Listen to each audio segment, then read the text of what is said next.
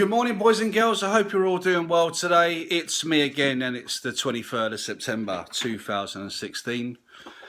And yes, I'm talking about Brexit again. Fuck. I don't know what's wrong with me. I must be bloody mad or something. And the reason I'm talking about it is I've just seen a video of a presenter on BBC and Martin Shultz, who's one of the main presidents for the EU. You know, it's strange because Martin Shultz said that there are red lines, just like there are red lines with us. And our red line is quite simple. We don't want to join. We can't join the single market. The single market stops us from trading outside of Europe. Don't you understand that? There's no point in joining your single market because your single market is dying. And the reason you're dying is because of your politics, because of the way you've been treating France, Spain, Italy, bloody old Greece. What the fuck have you done with them? That's just unbelievable what you've done to them.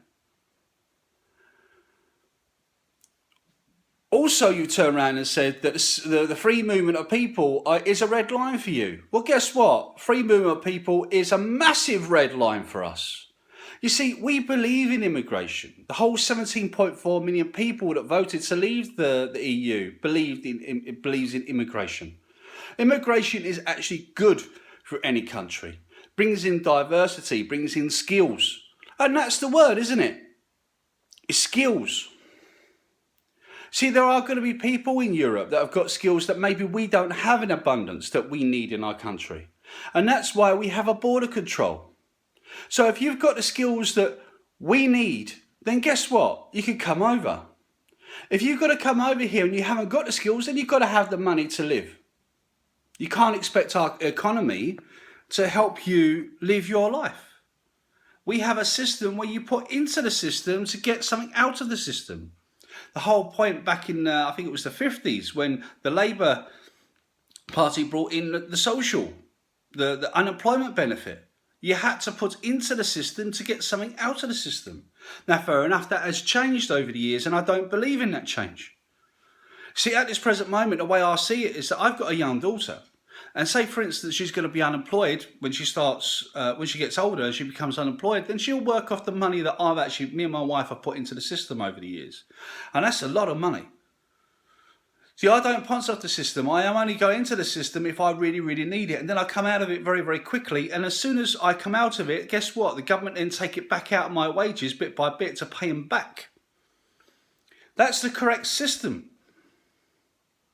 We live in a democracy. 17.4 million people on the 23rd of June decided to leave the EU for whatever reason that you can think of.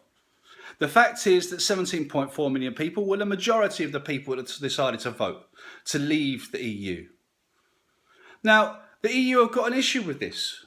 And we kept trying over the 40 odd years that we were with the EU, or 35 years that we were with the EU.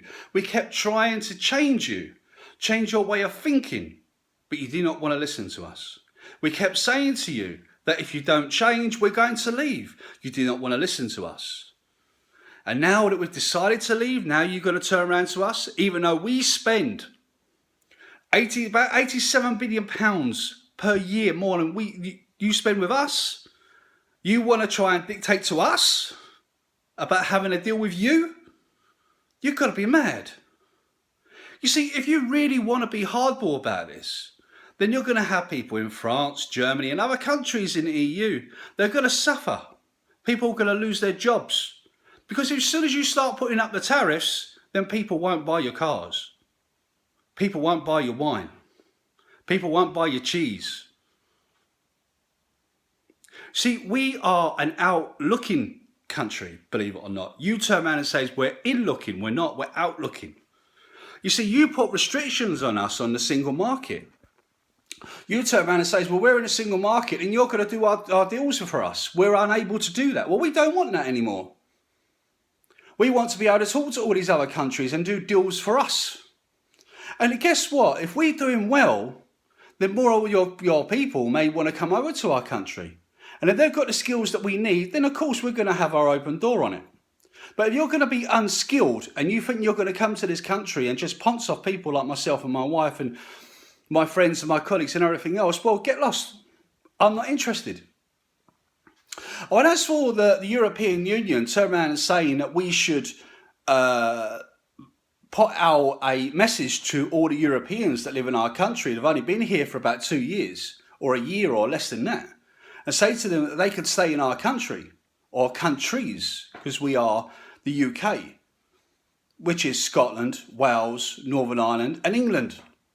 Well, we would be happy to do that. We would be over the moon to be able to let them have permanent stay in our country before the end of negotiations. But guess what? We've got expats in your countries.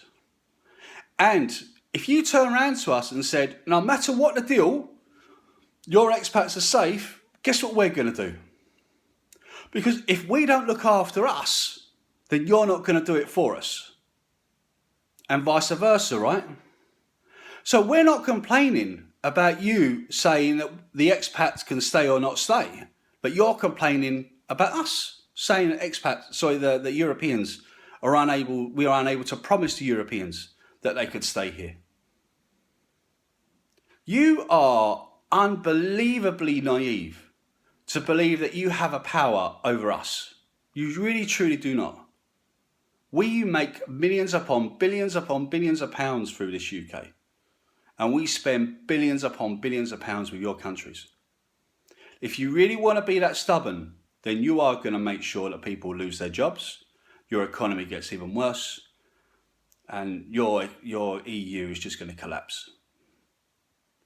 Be sensible. Think about it logically. What's the point in being pig-headed? Why don't you just do a deal with us? Let us be partners, and let us carry on having a good relationship. To all the YouTubers out there, subscribe if you want to. Hit that button. Comment below. Speak to you soon, guys. Bye.